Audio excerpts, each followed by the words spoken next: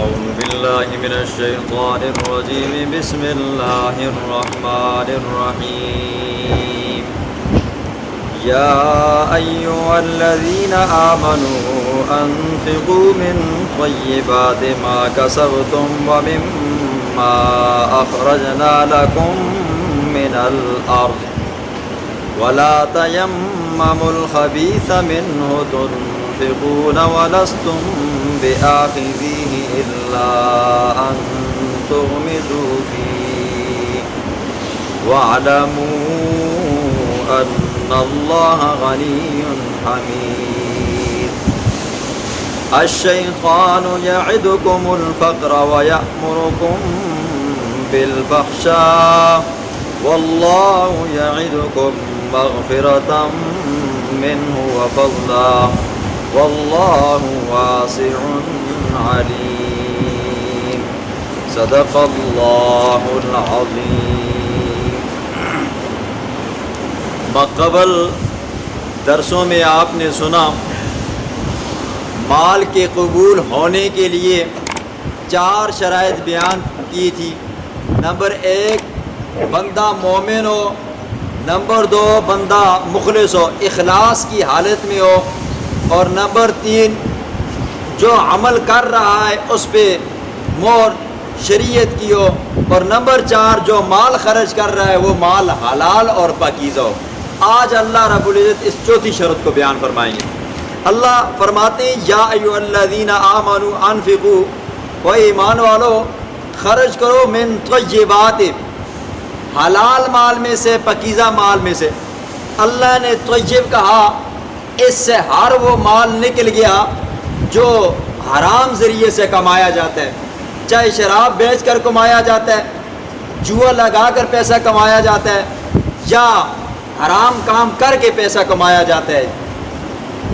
اور اسی طرح اس کا دوسرا معنی پاکیزہ و عمدہ ہو. آگے اللہ فرماتے ہیں ما کسبتم، اور وہ مال جو تم نے کمایا ہے جو تم نے کمایا ہے. اب کمائی کے بہت ساری مدیں ہیں. ایک کمائی وہ ہوتی ہے جو بندہ دہاڑ لگا کر کماتا ہے، اور اسی طرح کچھ کمائیاں وہ ہوتی ہیں جو بندہ محنت مزدوری کر کے کماتا ہے، نوکری چاکری کر کے، تجارت کر کے بندہ مال کماتا ہے. دوسری مادہ اس کی یہ ہے کہ کچھ مال بندے کو ہدیے کے طور پر مل جاتا ہے، یا کوئی وصیت کر کے چلا جاتا ہے وہ مال مل جاتا ہے، یا بندے کو وراثت میں سے مل جاتا ہے. یہ 2 مدیں ہیں. اب ان میں سے اللہ فرماتے ہیں جو مال تمہارے پاس حلال مال ہے، پاکیزہ مال ہے، اس میں سے خرچ کرو، کیونکہ حرام مال کا صدقہ قبول نہیں ہوتا. کوئی بندہ حرام مال اللہ کے راستے میں خرچ کرے اور نیت یہ کرے کہ اللہ مجھے ثواب دے گا، اس بندے کے بارے میں فقہاء نے تو سخت قانون بیان کیے، لیکن اس بندے کا صدقہ قبول نہیں ہوگا، الٹا اس بندے کے لیے وبال بن جائے گا. آگے اللہ فرماتے ہیں وَمِمَّا أَخْرَجْنَا لَكُم مِّنَ الْأَرْضِ، اور وہ مال خرچ کرو جو ہم نے نکالا ہے تمہارے لیے زمین میں سے. اب لفظ اخرجنا سے فقہاء نے ایک مسئلہ مستنبط کیا ہے. وہ کیا ہے جی؟ ہر وہ چیز، ہر وہ پیداوار جو زمین سے نکلے اس کی عشر ادا کرنی ہے. اب چاہے وہ گندم ہو، جو ہو، مکئی ہو، یا لوبی ہو، پیاز ہو، تھوم ہو، کھیرے ہو، گوبھی ہو، کریلے ہو، الے ہو، لوکی ہو، جو بھی ہو، چاہے تھوڑی ہو یا زیادہ ہو، حتیٰ کہ سبز مرچیں کیوں نہ ہو، تھوم ہو، یہ پیاز ہو، ان سب کے اندر کیا ہے جی؟ عشر آتا ہے. اب عشر آتا ہے تو کتنا عشر آتا ہے؟ تو زمین 2 طرح کی ہوتی ہے. ایک وہ زمین ہوتی ہے جس کے اندر بندہ محنت مشقت کر کے پانی لگاتا ہے، ارٹ لگاتا ہے، کھوہ اپنا بناتا ہے جی، اس سے زمین کو سیراب کرتا ہے. اور ایک وہ زمین ہوتی ہے جس کو بندہ پانی نہیں لگاتا، اللہ کی طرف سے بارش ہو جاتی ہے تو وہ وہاں سے پیداوار نکل آتی ہے. جس زمین کے اندر بندہ محنت کرتا ہے اس کا حکم علیحدہ ہے، اور جس کے اندر بندہ محنت کر کے پانی نہیں لگاتا اس کا حکم علیحدہ ہے. جس کے اندر بندہ محنت کرتا ہے تو اس کا 20واں حصہ جو ہے وہ عشر میں آپ نے ادا کرنا ہے، اور اسی طرح جس کے اندر بندہ محنت نہیں کرتا اس کے اندر 10واں حصہ دینا ہے جی. اب مثال دے کر سمجھاتا ہوں جی.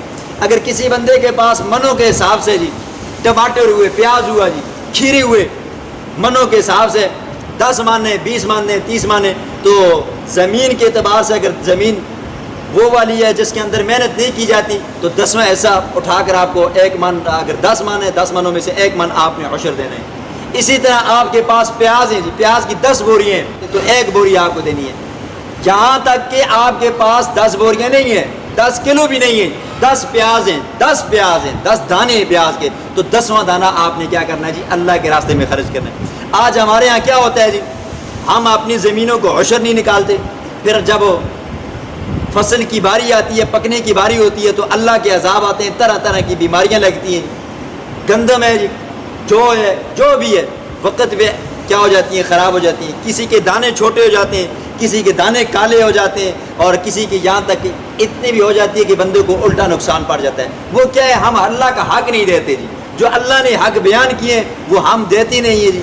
تو پھر ظاہر بات ہے جب ہم اللہ کا حق نہیں دیتے اور ہم اس سے امیدیں پھر ایسی لگاتے ہیں کہ اللہ ہمیں اچھی خاصی فصل دے جی، نہیں، اللہ کا آپ حق ادا کرو۔ جو لوگ اللہ کا حق ادا کرتے ہیں جی ان کا ایک دانہ بھی خراب نہیں ہوتا ہے جی، یہ ایک دانہ بھی۔ اب یہ فصل اللہ فرماتے ہیں یہ جو آپ نے صدقہ خیرات کرنا ہے نا جی، واللہ غنی حلیم، کہ اللہ کو آپ کے صدقوں کی ضرورت نہیں ہے، اللہ آپ کے صدقوں کا بھوکا محتاج نہیں ہے۔ یہ صدقے اللہ اس لیے کہتا ہے کہ کرو تاکہ دن قیامت کو تمہیں اس کی ضرورت پڑے گی۔ آگے اللہ فرماتے ہیں وَلَا تَيَمَّمُوا الْخَبِيثَ مِنْهُ، اپنا مال نکالتے وقت، اپنا مال اللہ کے راستے میں دیتے وقت، کسی فقیر غریب مدرسے کو دیتے ہوئے تو اپنے مال میں سے گھٹیا مال اللہ کے راستے میں مت خرچ کیا کرو۔ چوتھے پارے کی پہلی آیت کے اندر اللہ فرماتے ہیں لن تنالوا البر حتى تنفقوا مما تحبون، تم ہرگز کامل نیکی حاصل نہیں کر سکتے اس وقت تک کہ جب تک کہ جو چیز تمہیں پسند ہے اس کو خرچ نہ کر لو۔ آج ہمارے ہاں کیا ہوتا ہے جی؟ جو چیز ہمارے کام کی نہیں ہوتی، بس کی نہیں ہوتی، ہم اٹھا کر بس وہ کسی غریب کو، محتاج کو، فقیر کو دے دیتے ہیں، یا مدرسے والے کو دے دیتے ہیں، یا استاد جی کو دے دیتے ہیں جی، بس ہمارے کام کی نہیں ہے، استاد جی کو دے دو بس اس کا کام چل جائے گا۔ اسی طرح روٹی جو خراب ہے اور کوئی مانگنے والا ہے، خود تو اچھی خاصی کھاتے ہیں اور طرح طرح کی روٹیاں کھاتے ہیں، جب مانگنے والا ہے اس کو 2 دن پرانی اٹھا کر روٹی دے دیتے ہیں۔ وَلَسْتُمْ بِآخِذِيهِ، اتنی گھٹیا چیز تم دیتے ہو جس کو تم خود لیتے ہوئے شرماتے ہو جی، خود اپنے پاس رکھتے ہوئے شرماتے ہو۔ کپڑوں کا جوڑا ہے استعمال کرتے ہو، جب پھٹ جاتے ہیں ٹوٹ جاتے ہیں تم فقیر کو دیتے ہو، حالانکہ خود اگر کوئی بندہ تمہیں دے تو تمہیں شرم آتی ہے۔ تو اللہ فرماتے ہیں جب تم اس کو دے رہے ہو تو تمہیں خود شرم نہیں آتی۔ الا ان تغمضوا فیہ، ہاں اگلا بندہ چشم پوشی کر لے یا تم خود چشم پوشی کر، ہوتا یہ ہے کوئی بندہ کسی کے ساتھ آج کے زمانے کے اندر احسان کرے نا جی، تو ظاہر بات ہے بندے کو پتہ ہوتا ہے کپڑے استعمال شدہ ہیں، دینے والی جو چیز ہے یہ کیا ہے جی؟ ردی ہے، اس بندے کے کام کی نہیں ہے، وہ بندہ پھر بھی کیا کرتا ہے؟ چلو جب اس کی عزت کی خاطر لے لیتا ہوں۔ حالانکہ وہی چیز بندہ اگر اسی کو دینا مالک کو جو دینے والا ہے یا محسن کو، صدقہ کرنے والے کو، تو وہ اس کو نہیں لیتا جی، کیوں؟ شرم آتی ہے، اور اللہ کے راستے میں دیتے ہوئے شرم نہیں آتی۔ دنیا کے اندر اگر اللہ کے راستے میں گھٹیا چیز دو گے تو یہ آپ کو وہاں پر ملے گی۔ اللہ کے پاک پیغمبر نے مائی اسماء کو فرمایا اسماء اللہ کے راستے میں خرچ کیا کرو، اس کے اندر دیر مت کیا کرو، اور فرمایا کہ اللہ کے راستے کے اندر دیتے ہوئے اپنے مال کو محفوظ مت کیا کرو، روکا مت کرو جی۔ جب اگر آپ اللہ کے راستے میں مال دیتے ہوئے روکو گے تو اللہ آپ کے مال کو روک دے گا جی۔ اور اسی طرح فرمایا کہ دیتے وقت ہچکچایا مت کرو جی۔ حدیث میں آتا ہے کہ اپنی پڑوسن کے اوپر، عورتوں کو جب حکم ہوا فرمایا کہ اپنی پڑوسن کے اوپر کیا کیا کرو؟ صدقہ کیا کرو۔ اللہ کے پیغمبر نے فرمایا اگرچہ تمہارے گھر کے اندر کھوری کیوں نہ پکی ہو، بندی کی جتنی وسعت اور طاقت ہے اتنا اچھا دے دے۔ آگے اللہ فرماتا ہے نا یہ کام جب کرو گے نا جی تو ظاہر بات ہے اچھی چیز دو گے، خود اچھے کپڑے کاٹن کے پہنو گے تو فقیر غریب کو بھی کاٹن کا جوڑا دو گے نا جی، یہ دیتے ہوئے شیطان تمہیں کہے گا کیا کر رہے ہو پاگل، غریب ہو جاؤ گے، محتاج ہو جاؤ گے، خود لاکھوں کروڑوں کے بنگلے محلات بنا رہے ہو، مدرسے کے اندر دو گے تو کیا کر رہے ہو؟ غریب ہو جاؤ گے، مت دینا۔ الشیطان یعدکم الفقر ویأمرکم بالفحشاء، اور شیطان تمہیں کیا کرے گا جی؟ فقر سے ڈرائے گا، پیچھے تمہاری بیوی ہے، پیچھے تمہارے بچے ہیں، وہ کیا کھائیں گے کیا پئیں گے، تو ابھی تو خود جوان ہے، تجھے پیسوں کی ضرورت ہے، تو کیوں ایسا خرچ کرتا ہے؟ تو بندہ جب یہاں پہ آ جاتا ہے نا جی پھر شیطان کیا کرتا ہے؟ ویأمرکم بالفحشاء، پھر شیطان بندے کو بے حیائی کے کاموں کی حکم دیتا ہے جی، رہنمائی کرتا ہے۔ ہوتا کیا ہے جی؟